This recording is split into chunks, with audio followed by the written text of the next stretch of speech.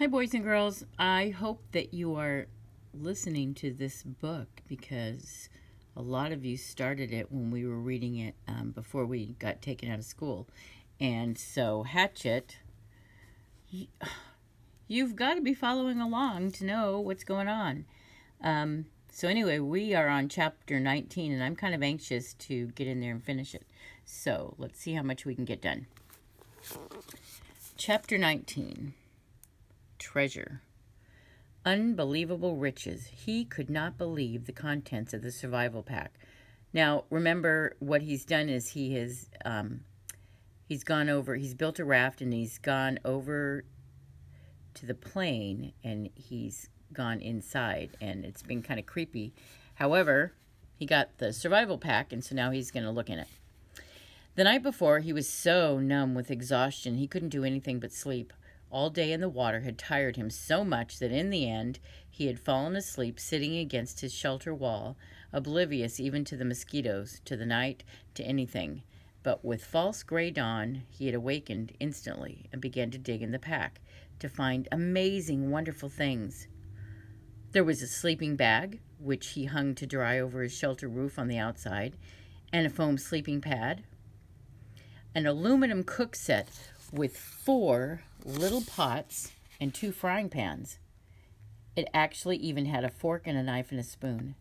A waterproof container with matches and 2 small butane lighters. A sheath knife with a compass in the handle, as if a compass would help him, he thought, smiling. A first aid kit with bandages and tubes of antiseptic paste and small scissors. A cap that said Cessna across the front in large letters.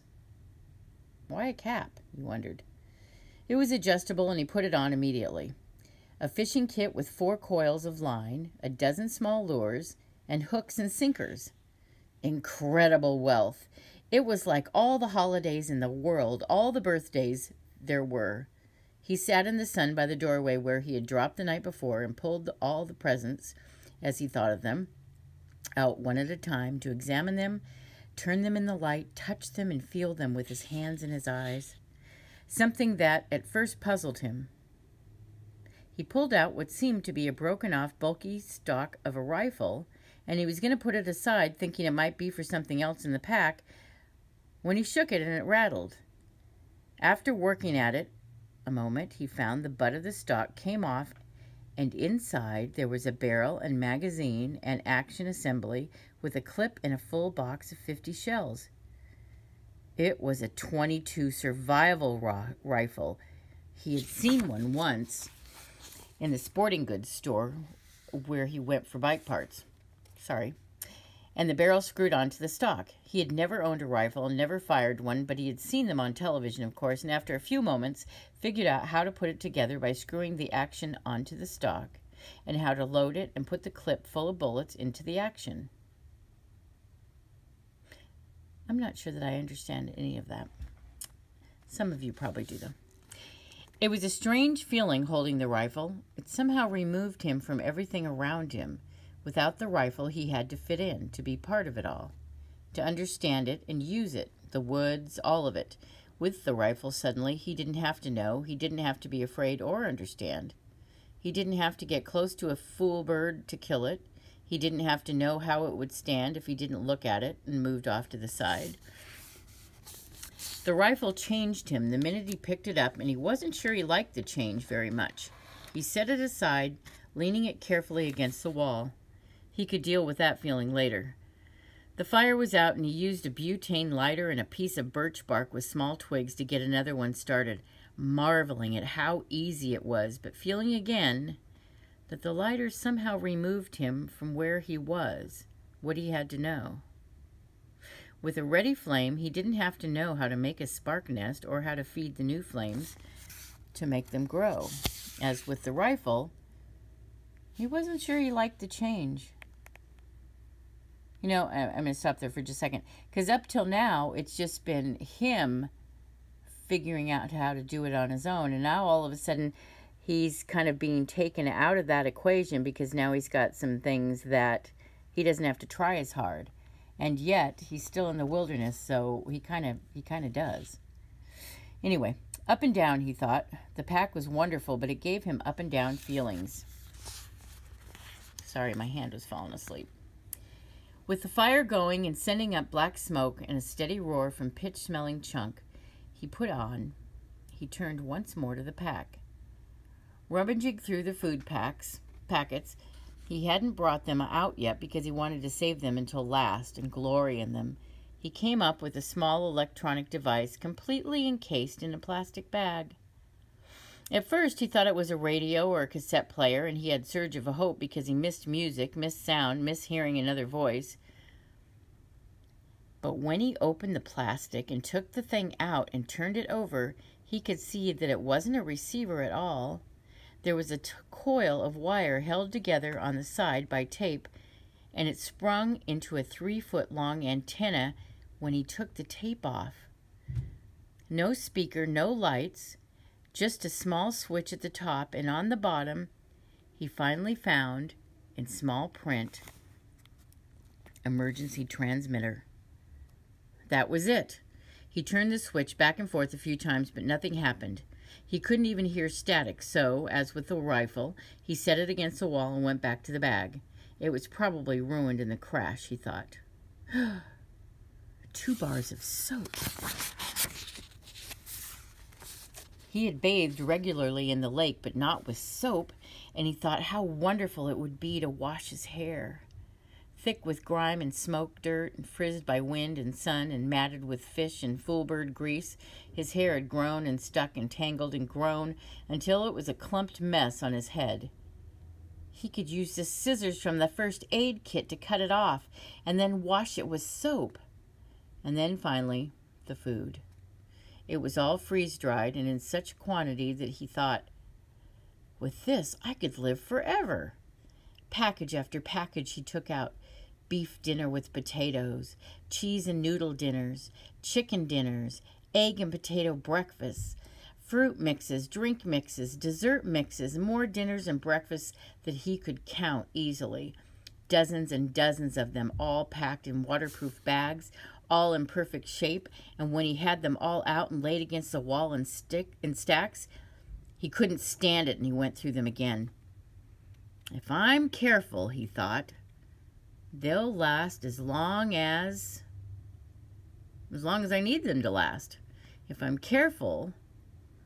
No, not yet. I won't be careful just yet. First, I'm going to have a feast. Right here now, I am going to cook up a feast and eat until I drop, and then I'll be careful. He went into the food packs once more, and he selected what he wanted for his feast. A 4-person beef and potato dinner with orange drink for an appetizer and something called a peach whip for dessert. Just add water, it said on the packages, and cook for half an hour or so until everything was normal size and done. Brian went to the lake and got water in one of the aluminum pots and came back to the fire. Just that amazed him, to be able to carry water to the fire in a pot. Such a simple act, and he hadn't been able to do it for almost 2 months. He guessed at the amounts and put the beef dinner and peach dessert on to boil, and then went back to the lake and brought water to mix with the orange drink. It was sweet and tangy, almost too sweet, but so good that he didn't drink it fast. He held it in his mouth and let the taste go over his tongue, tickling on the side, sloshing it back and forth, and then down, swallow, and then another. That, he thought, that is just fine. Just fine. He got more lake water and mixed another one and drank it fast, and then a third one. And he sat that near the fire, but looking out across the lake, thinking how rich the smell was from the cooking beef dinner. There was garlic in it and some other spices, and the smells came up to him and made him think of home, his mother cooking, the rich smells of the kitchen.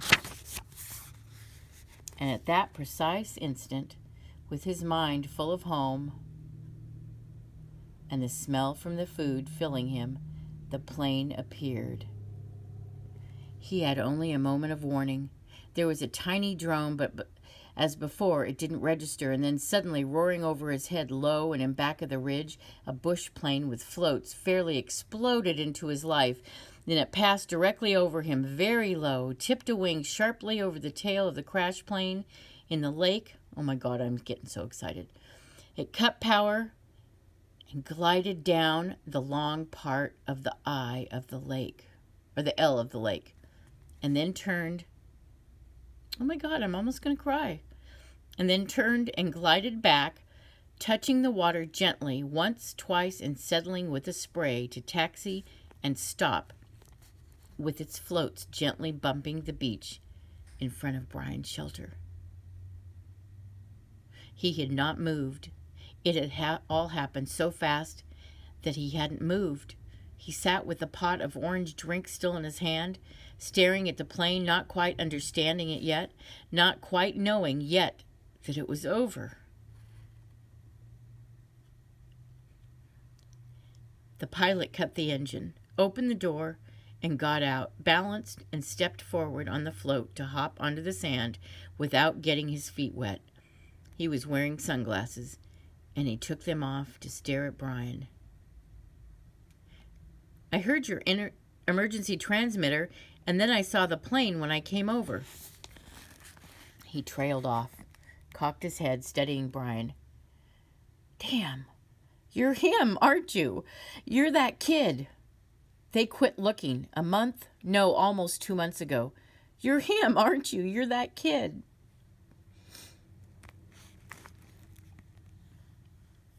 Boy, am I glad you guys aren't here in the classroom, because I'm like about ready to cry. Brian was standing now, but still silent, still holding the drink. His tongue seemed to be stuck to the roof of his mouth, and his throat didn't work right. He looked at the pilot and the plane and down at himself, dirty and ragged and burned and lean and tough, and he coughed to clear his throat. My name is Brian Robeson, he said, and then he saw that his stew was done, the peach whip almost done, and he waved to it with his hand. Would you like something to eat? Okay, we're going to read the last of this. This is the epilogue. This is just like, not every book has it, but this one does, and it's just like something they say at the tail end. The pilot who landed so suddenly in the lake was a fur buyer mapping Cree trapping camps for future buying runs, drawn by Brian when he unwittingly turned on the emergency transmitter and left it going. The Cree move into the camps for fall and winter to trap, and the buyers fly from camp to camp on a regular route. When the pilot rescued Brian, he had been alone on the L-shaped lake for 54 days. During that time, he had lost 17% of his body weight. He later gained back 6%, but had virtually no body fat. His body had consumed all extra weight, and he would remain lean and wiry for several years. Many of the changes would prove to be permanent.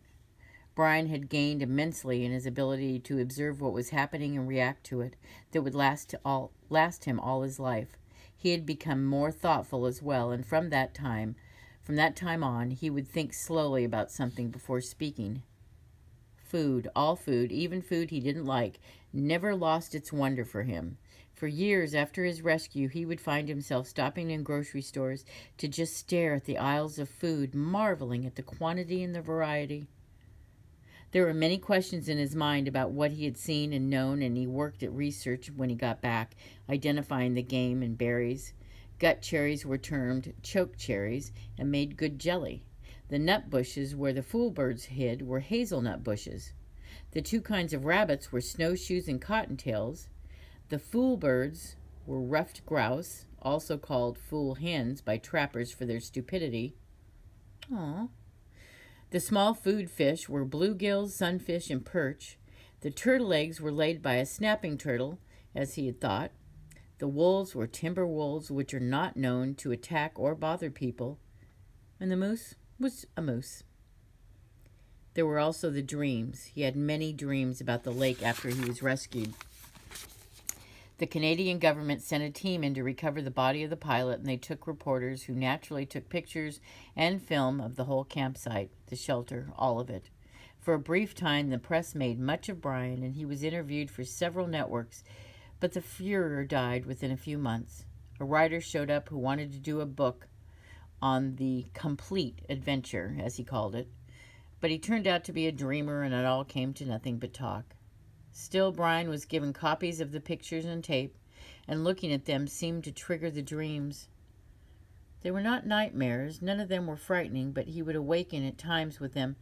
Just awaken and sit up and think of the lake, the forest, the fire at night, the night birds singing, the fish jumping, sit in the dark alone and think of them. And it was not bad, and it would never be bad for him. Predictions are, for the most part, ineffective, but it might be interesting to note that had Brian not been rescued when he was, had he been forced to go into hard fall, perhaps winter, it would have been very rough on him. When the lake froze, he would have lost the fish, and when the snow got deep, he would have had trouble moving at all. Game becomes seemingly plentiful in the fall. It's easier to see with the leaves off the bush. But in winter, it got scarce and simply non-existent as predators, fox, lynx, wolf, owls, weasels, fisher, marten, northern coyote, sweep through areas and wipe things out. It is amazing what a single owl can do to a local population of ruffed grouse and rabbits in just a few months.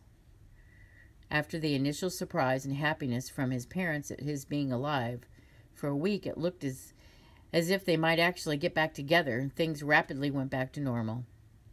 His father returned to the northern oil fields, where Brian eventually visited him, and his mother stayed in the city, worked at her career in real estate, and continued to see the man in the station wagon. Brian tried several times to tell his father, came really close once to doing it, but in the end never said a word about the man or what he knew, the secret. And so that, boys and girls, is the end of Hatchet.